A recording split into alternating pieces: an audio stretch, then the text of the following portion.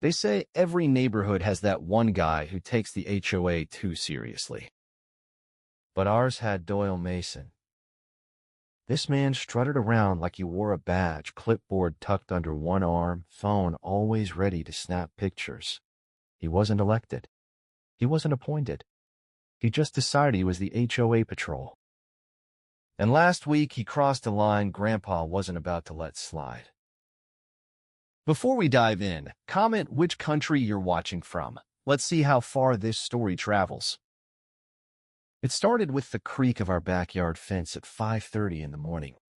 I was still groggy, pouring cereal when Grandpa, sitting in his rocker on the porch, muttered, "There he goes again."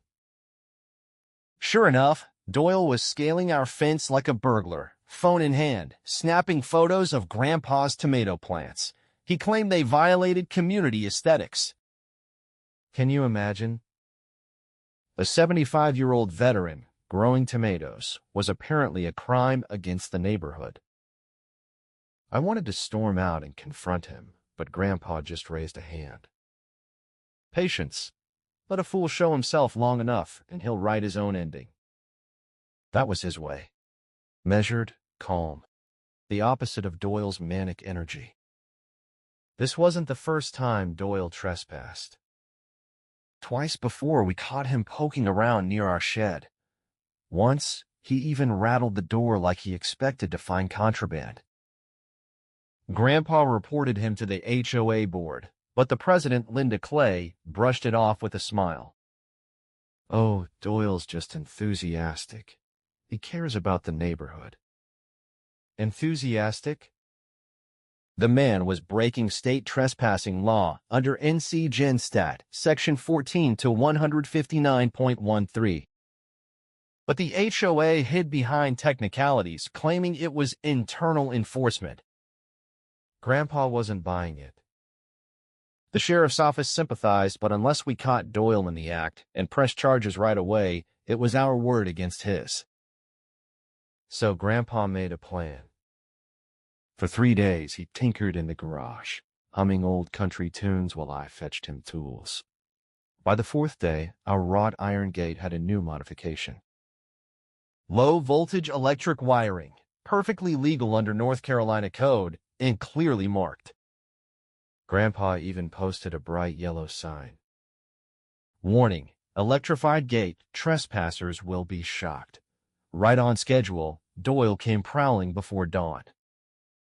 Grandpa sipped his black coffee on the porch. I crouched by the window, heart thudding. Doyle climbed the fence, boots crunching gravel, muttering about violations. The second his gloved hand touched the gate, snap.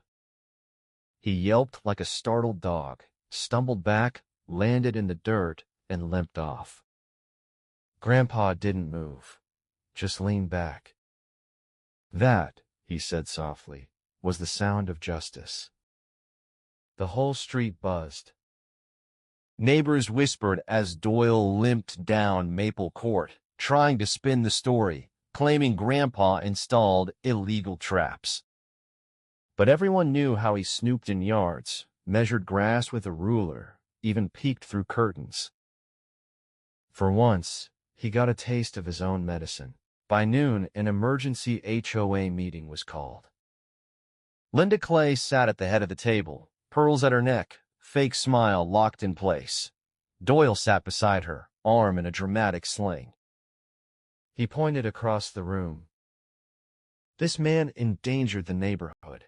That gate nearly killed me. Grandpa didn't flinch.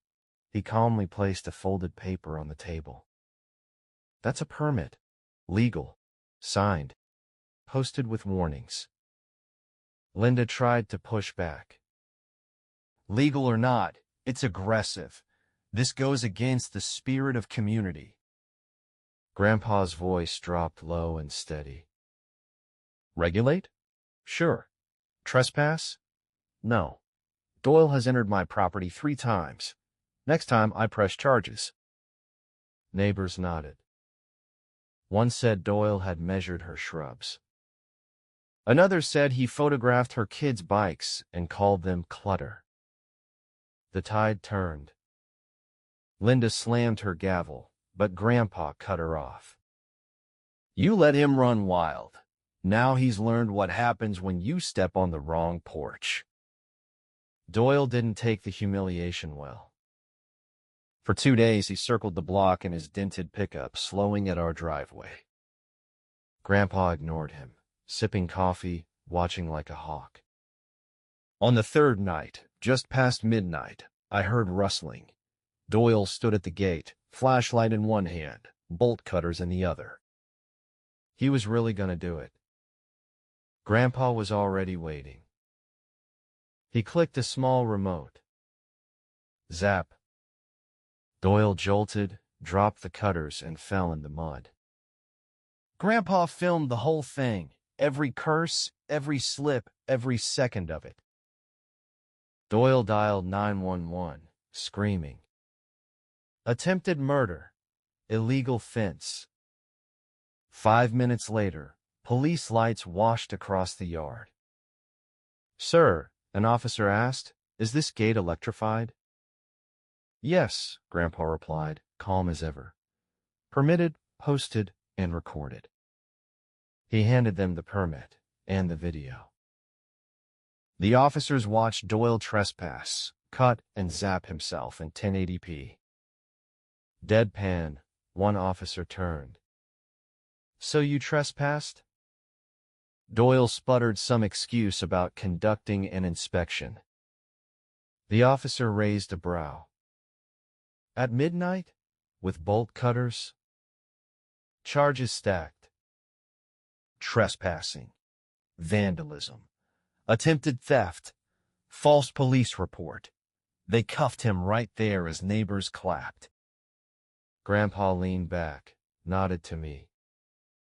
Sometimes, son, justice just needs a little electricity. Doyle sat in the cruiser, sweaty, defeated, HOA badge confiscated, reputation shattered. The gate he thought he could break through became the thing that broke him. Because when you mess with a man like Grandpa, you don't just lose the fight, you flip the switch on your whole HOA coming crashing down.